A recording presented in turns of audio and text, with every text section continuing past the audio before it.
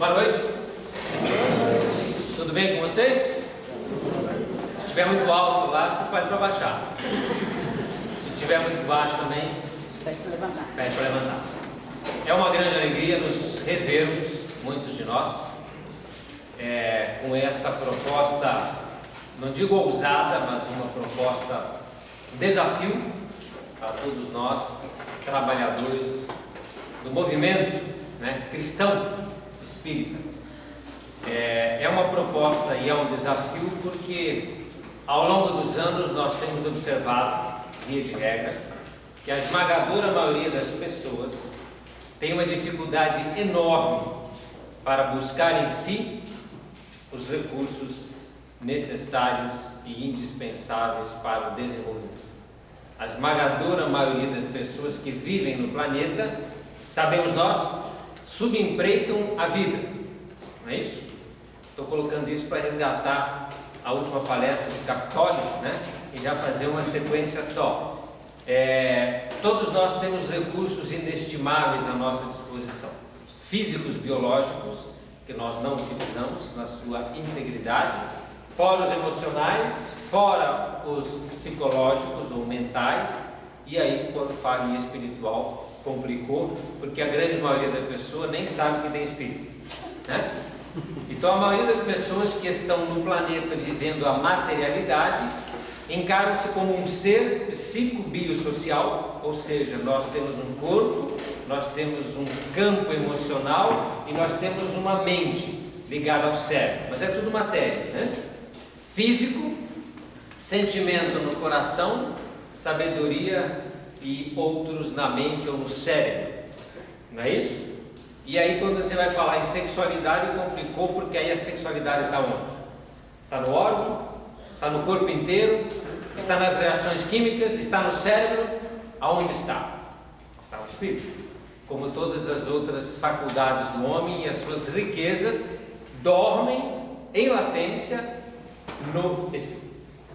Então nós temos uma dificuldade muito grande em aproveitar os recursos que dispomos. É como se nós levantássemos de manhã com 100 mil reais do lado da cama e rasgássemos 70 mil e contentássemos com 30. Não, 30 mil tá bom. No outro dia tem mais 100 mil, você queima 70, alguns queimam mais, e vive com uma pequena parcela do dinheiro dando-se por satisfeito. Quer um exemplo claro? Capacidade pulmonar. Quanto vocês acham que a maioria das pessoas utiliza da capacidade pulmonar? Já vou abreviar para ficar mais fácil. No máximo 25%.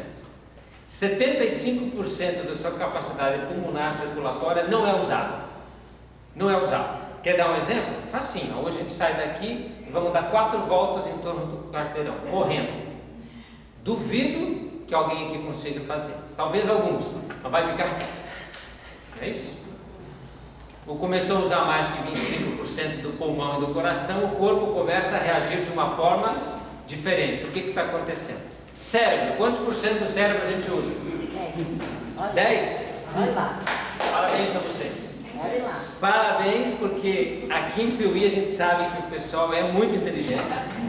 E é verdade, utiliza por conta dos 10%. Lá em Passo a gente não usa assim, E alguns não usam. Alguns não usam. E pasmem, alguns não sabem o que tem.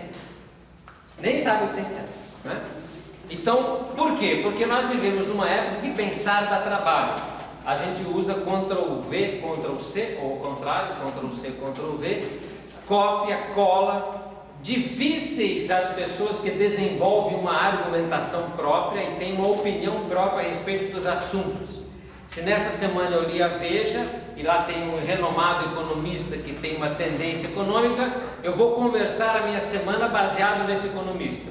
Um mês depois eu leio outro economista, outro guru da economia, com uma visão um pouco diferente, e eu vou estar falando o que eu ouvi ou li deste economista. Então, na grande maioria das vezes, nós reproduzimos comentários, situações que a gente vivencia, não utilizando o que falavam os grandes filósofos, o cérebro. E filosofia é o amante do pensar.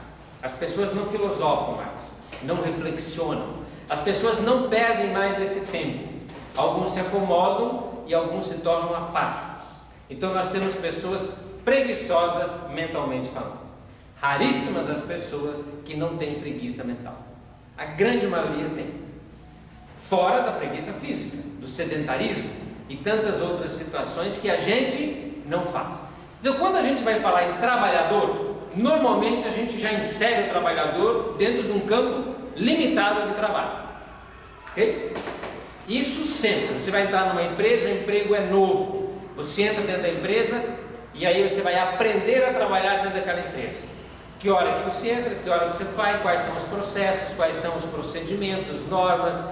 Você aprendeu tudo ali. Você começa a desenvolver o seu trabalho dentro da sua casa, no seu lar, dentro do seu trabalho, no seu evento social ou no seu trabalho social, no seu trabalho espírita. Qualquer trabalho que você vai desenvolver, você fica dentro de limites do trabalho, evidentemente. Ok? Não é isso que a gente faz? E a gente tem que torcer para que esse trabalhador, ou esse funcionário, esse profissional, faça bem feito. Não é isso? Não temos que torcer? Não é assim nas nossas empresas, nas nossas escolas? O aluno entrou na faculdade. O que é que a gente tem que torcer para esse aluno conseguir? Nota 5? É isso? Fazer uma faculdade. Por quanto que passa hoje? Com 5? Nota 5 passa? Nota 6? Nós temos que torcer para que ele consiga passar com a nota da média, não é isso? Ou que ele seja medíocre. Quem está na média, medíocre é. Não é isso que a gente espera? E reza quando está certo. Passou de ano. Nossa, conseguiu ir bem na prova. Então a gente traça limites e reza para que a pessoa fique dentro dos limites, tendo um bom resultado. Ou seja, posso ser o quadro? Rapidinho. A gente traça um limite. Vou dar trabalho para quem está filmando. Mas eu vou falar bem alto, não vai me ver mais na tela, mas vai escutar minha voz, né? Até porque eu sou muito feia, melhor não ver mesmo, é isso?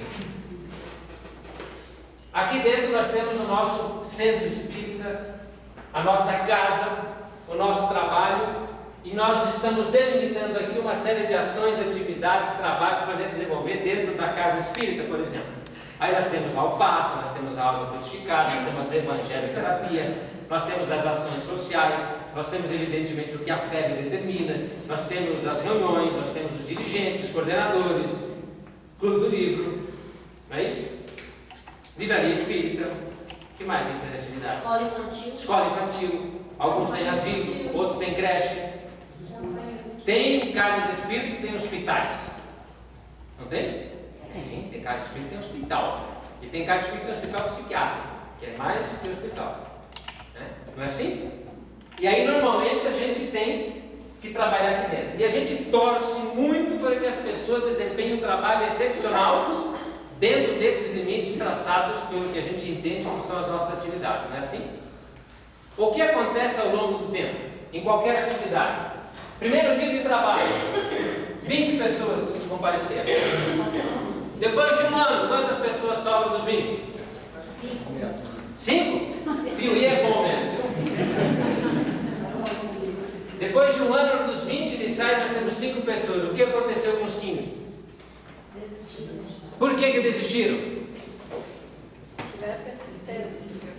Porque dá trabalho. Desiste porque dá trabalho, né? Nós temos ouvido, infelizmente, de muitos jovens adolescentes e não tão adolescentes que não querem ter mais filho. Sabe por que não querem ter mais filho? Dá trabalho. Já pensou se as nossas mães tivessem pensado assim? Hein? Né? Mas dar trabalho é o trabalho. Nós estamos fugindo do trabalho, né? E como dizia Jesus, eu trabalho e meu pai trabalha até hoje. Então a maioria das pessoas querem o quê? Comodismo, né? Comodismo, sombra e água fresca, ganhar a loteria, encostar a barriga, não é isso? Começou a ficar difícil, a gente sai pela tangente. Se nós temos algo mais interessante para fazer, a gente vai fazer. Certo? Via de regra, as pessoas são egoístas, concordamos? Então, no meio do caminho, nós podemos dizer que alguns dos 15 saíram porque não gostam de trabalhar, ou desistiram, ok? Outros saíram porque encontraram outras coisas mais interessantes, também saíram. Alguns saíram porque estão trabalhando em outro lugar, normal. Outras atividades, aí é normal. Mas o que acontece aqui, que muitas vezes a gente usa o interesse pessoal, a gente vai procurar agir em causa própria e aí a gente abandona o bem comum, o coletivo. Por isso que a humanidade é o que é, porque nós não conseguimos viver em comunidade. Okay? Eu coloquei aquele círculo aí só por um motivo. O que é maior? O que está dentro do círculo ou fora dele? Muito maior? E vamos olhar no quadro, mas vamos olhar na parede. Vamos olhar essa sala aqui. Lá atrás tem uma parede do tamanho dessa. De cá tem uma parede bem maior. Para lá tem muita coisa, lá embaixo tem muita coisa, na rua tem muita coisa, não tem? Onde estão os limites do homem? No quadro? Nas paredes desta sala? Não tem limites. Não existem limites. Então a gente está no meio de um círculo, rezando para que as pessoas cumpram com as suas obrigações. E o que é que nós estamos deixando de fazer? Não é muito maior? Se nós aqui em Piuí usamos 10% do cérebro, e os 90%? O que nós estamos fazendo com eles? Se nós usamos 25% da capacidade pulmonar respiratória, e os 75%, o que nós estamos fazendo? Nós, evidentemente, somos uma humanidade preguiçosa, sem fé, e normalmente entramos em discussões estéreis, totalmente estéreis. Você vai discutir, por exemplo, religião com um evangélico, ou com um católico, ou com qualquer outra pessoa. O que acontece? É inútil, porque religião não se discute. Está na Constituição, cada um tem a sua. Religião não se discute. Espiritismo é religião? Não. Espiritismo não é religião. Vai lá em Kardec. O que é Espiritismo? O livro chama o que é Espiritismo. É uma ciência que estuda o espírito com implicações filosóficas. Por que filosóficas? Quem eu sou? Para onde eu vou? Quem é Deus? Toca nas questões essenciais da vida e faz o homem refletir sobre si mesmo. Quem sou eu? É uma questão filosófica profunda. Tem gente que acredita, aqui eu não, porque eu sei que vocês usam boa parte da capacidade mental. Em Passos tem gente que não sabe quem é. Tem gente. Tem pessoas que acham que é homem. O espírito tem sexo? Quantos homens em corpo de mulher e quantas mulheres em corpo de homem existem? Aí o homossexualismo para mostrar para a gente. Quem é você? É uma pergunta baixa, muito baixa ou muito alta? Fala mais alto.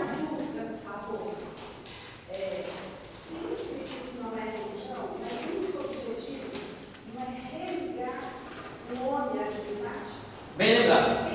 Eu vou chegar na religião agora. É que está sendo gravado, deixa eu corrigir. Espiritismo é também religião, mas deixa eu chegar na parte da religião. Vamos começar com Kardec no pensamento dele. Kardec não era religioso em si. Kardec era um cientista, astrônomo, educador, discípulo de Pestalozzi. Foi convidado para as mesas girantes na Sociedade Francesa em 1855, mais ou menos. Kardec riu, não quis ir. Falou, eu não vou perder tempo com isso. Mesa que pula, mesa que dança, né? Aí quando chegaram para ele, ó, você tem que ir, você é magnetizador, você é magnetista, você vai achar interessante. Aí ele foi. Quando Kardec começou a olhar o fenômeno por trás das mesas girantes, uma mesa que respondia, o que Kardec pensou? Por trás desta resposta inteligente tem que ter algo inteligente, porque a mesa não tem inteligência, não é isso? Aí Kardec começou a procurar o que acontecia por trás do fenômeno. Ele era um cientista, começou a codificar a doutrina espírita, não começou? Começou a fazer as perguntas que estão na Gênesis e no Livro dos Espíritos. Em determinado momento, lá para a pergunta 620, ele pergunta: onde está a lei de Deus?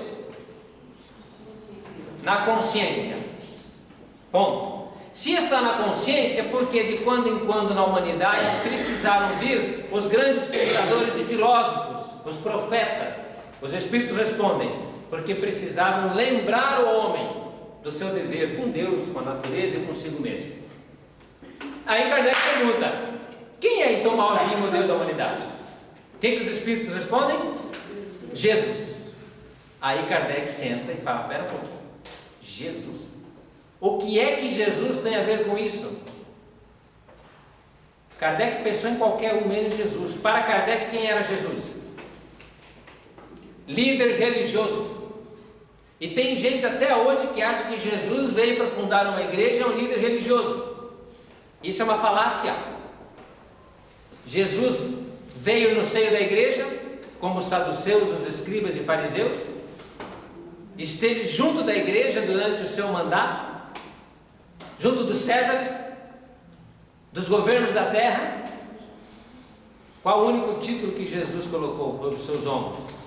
Mestre. Só mestre. Mestre é aquele que ensina, é um professor que indica um caminho. Jesus veio sim traçar um caminho para Deus, religando-o. Por isso que surgiu o cristianismo. Qual é a religião do espírita? Cristianismo. Kardec fala: eu não vim, os espíritos, não viemos trazer uma nova moral, senão confirmar a moral do Cristo. Espiritismo é o cristianismo redivivo. Então o espiritismo é uma religião. Por consequência, qual a religião do espírita? Cristo. Acabou. Kardec não é o nosso Papa. Porque senão daqui um pouco, se nós falarmos que nós temos uma religião, tem gente que acha que o Kardec é o nosso Papa. Então a doutrina espírita é uma doutrina tríplice. Ciência é o fundamento, é a sua base, fala da vida do espírito. Por consequência, é uma filosofia por toque às questões fundamentais da vida. E por fazer isso, tem um modelo, uma conduta, porque alguém veio